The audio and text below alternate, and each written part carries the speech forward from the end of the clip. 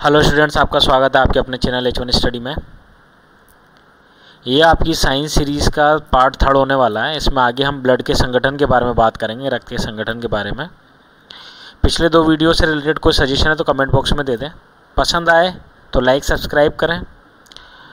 तो चलिए बिना देर के शुरू करते हैं।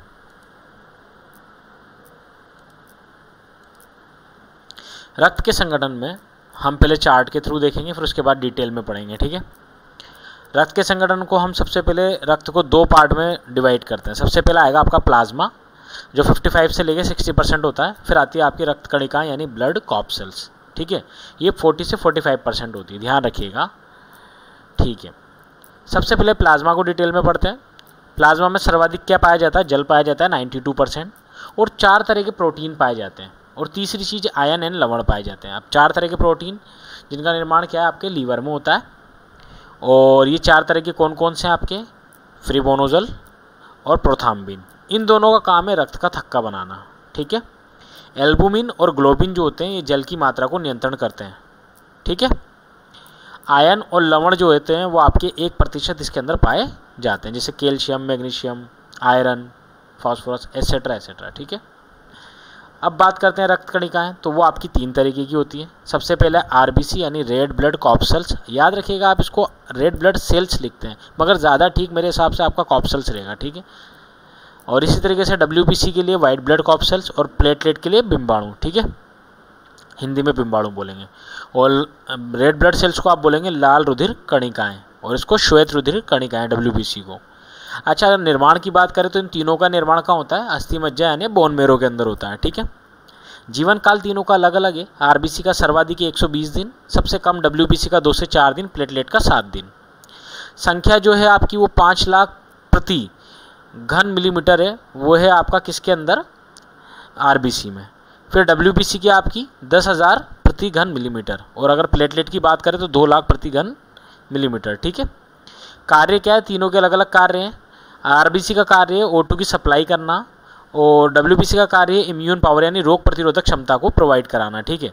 और प्लेटलेट का कार्य है आपके ब्लड की क्लोटिंग करना, यानी अगर आपके ऊपर वाला नहीं करे लेकिन अगर कहीं चोट लग जाती है तो आपका जो खून निकलता है उस खून को लगातार बहने से रोकने के लिए वहाँ पर ब्लड क्लोटिंग की जाती है, वो आपकी प्लेटलेट करती है, ठीक है।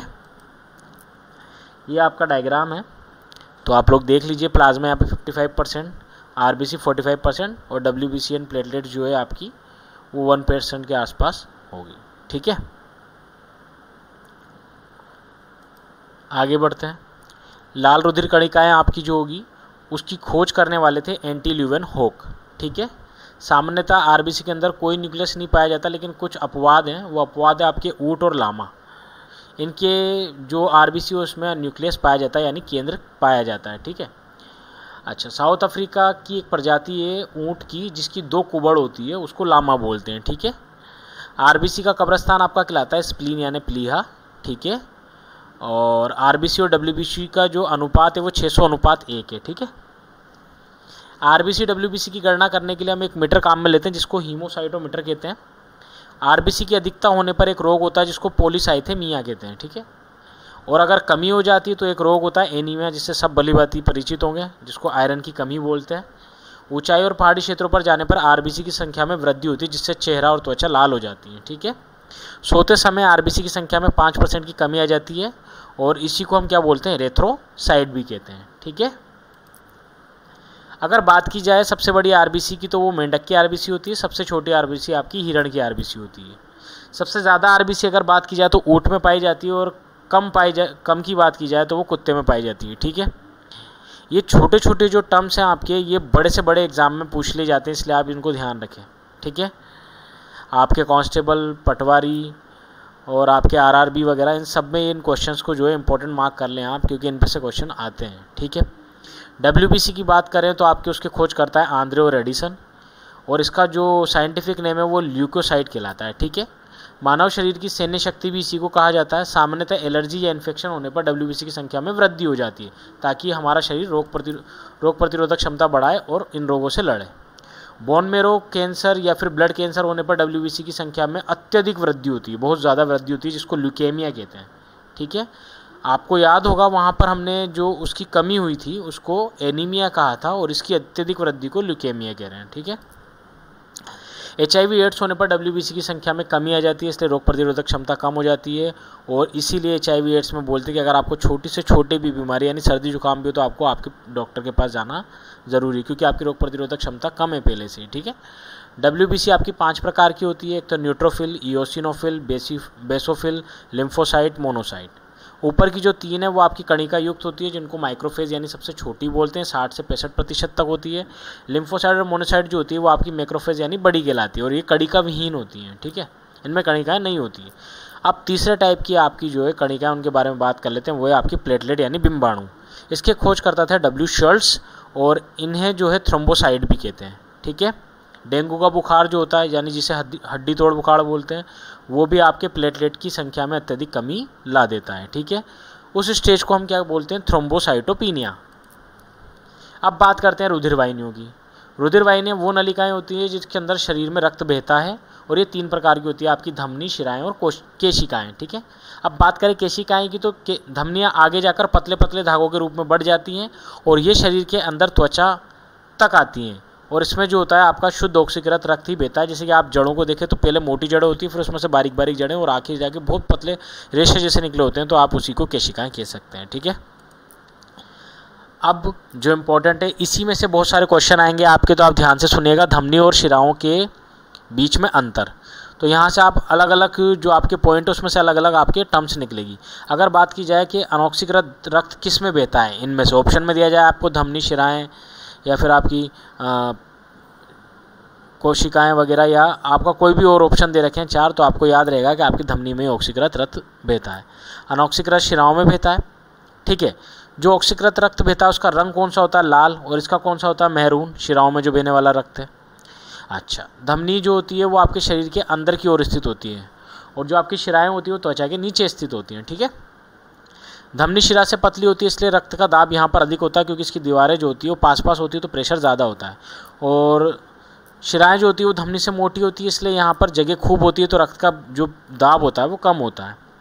धमनी की दीवारें मोटी होती हैं और शिराओं की दीवारें पतली होती हैं। मरने के बाद आपका जो रक्त है वो धमनी में जो है नहीं पाया जाता, लेकिन शिराओं में आपका रक्त जो होता है वो बहता नहीं है मरने के बाद, ठीक है।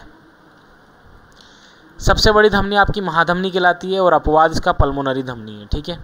सबसे बड़ी शिरा आपकी पश्च शिरा, जिसको आप इन्फ्रा वेना कावा यानी IVC बोलते हैं, और अपवाद है आपकी पल्मोनरी शिरा जिसके अंदर आपका ऑक्सीकृत रक्त बहता है, क्योंकि आपको पता है शिराओं के अंदर आपका अनऑक्सीकृत रक्त बहता है, लेकिन एक अपवाद है आपका पल्मोनरी शिरा जिसमें ऑक्सीकृत रक्त बहता है।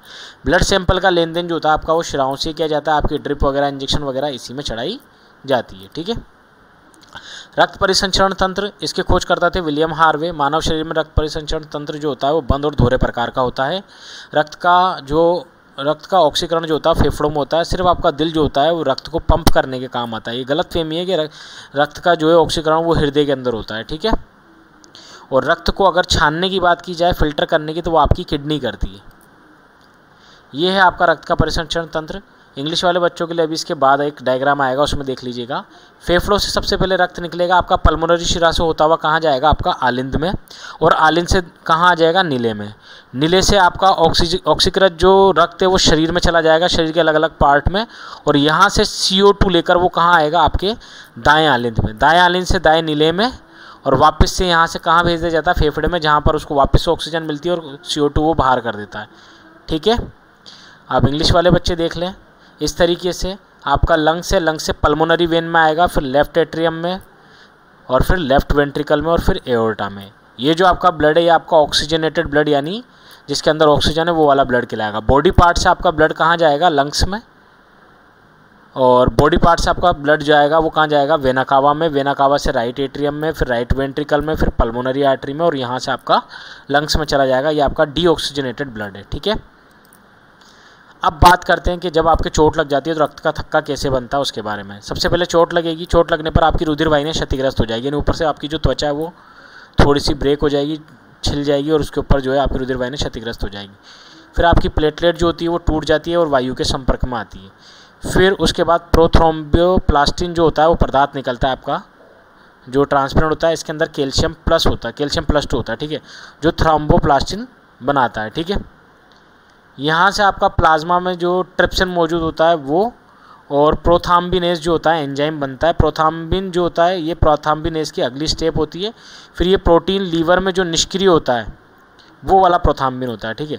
ये जब आपका बाहर आ जाता है तो थ्रोम्बिन बना देता है जिसको सक्रिय हो जाता है। सक्रिय होने के बाद आपका फिब्रोनोजल जो प्रोटीन होता है जो आपका फिब्रोनोजल जो प्लाज्मा का टाइप है जो आपके लीवर में बनता है वो एक फाइब्रिन संरचना बना देता है जिसमें आरबीसी आपकी फंसने लग जाती है और ये एक जालीदार संरचना होती है।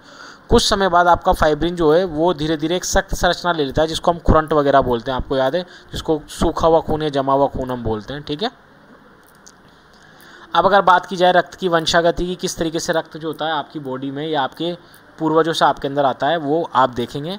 ए जो होता है उसके समजीवी यानी इसके अंदर आपके IA और IA पाए जाते हैं और विषमजीवी में IA और IO पाए जाते हैं।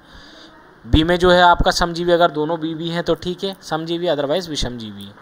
AB के अंदर आपका एक A और एक B होता है और O के अंदर दोनों ही O पाए जाते हैं। अब इसी टर्म को याद रखते हुए हम आगे बढ़ते हैं। अगर पिता AB है और माता O है तो होने वाली संतान के ब्लड ग्रुप क्या क्या हो सकते हैं। अब देखो AB के अंदर एक A है और एक B है, O के अंदर दोनों O है। अब अगर ये IO इस IA के साथ मिलेगा तो क्या बनाएगा IA IO, ठीक है। और यही IB आपका IO के साथ मिलेगा तो IB IO, IO IA से मिलेगा तो वापस से IA IO, और इसी तरीके से आपका IB मिलेगा तो IO IB।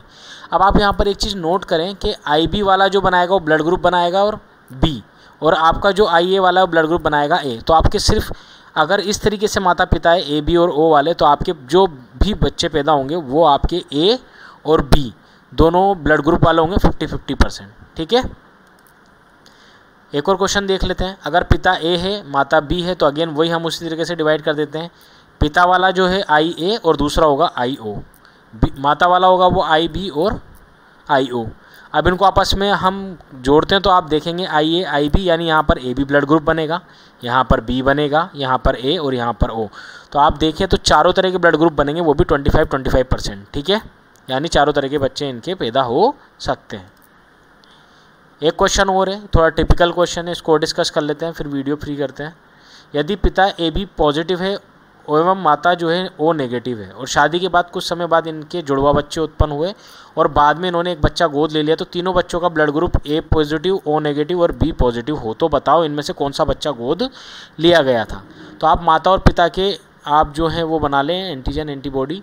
तो यहाँ देखेंगे आप पिता के लिए IA और IB क्योंकि AB है, और माता के लिए O है तो दोनों के लिए O आएंगे। अब यहाँ पर आप देखें IA और O, IA बनाएगा IO बनाएगा, फिर इसी तरीके से IB IO, IA IO, IB IO। तो यहाँ पर इनके बच्चे जो हैं उनका ब्लड ग्रुप क्या क्या हो सकता है, क्या क्या पॉसिबिलिटी है, या तो A या B हो सकता है। तो A और B तो है लेकिन ये जो O नेगेटिव है ये इनका बेबी नहीं हो सकता, इसलिए ये जो है गोद लिया हुआ बेबी है O नेगेटिव, ठीक है। अच्छा इसमें क्या सही हो सकता है, देखें अगर दोनों पॉजिटिव हैं तो बच्चा जो होगा वो पॉजिटिव पैदा होगा। एक पॉजिटिव एक नेगेटिव है तो दोनों ही कंडीशन में बच्चा पॉजिटिव पैदा होगा। एक ही कंडीशन है नेगेटिव होने की कि माता और पिता दोनों ही आपके नेगेटिव हो तो ही बच्चा नेगेटिव पैदा होता है, अदरवाइज पॉजिटिव होता है। तो यहाँ पर वीडियो आपका जो है ख़त्म होता है और मेरे हिसाब से आई होप वीडियो बहुत हेल्पफुल रहा हो। पसंद आया हो तो लाइक सब्सक्राइब करें।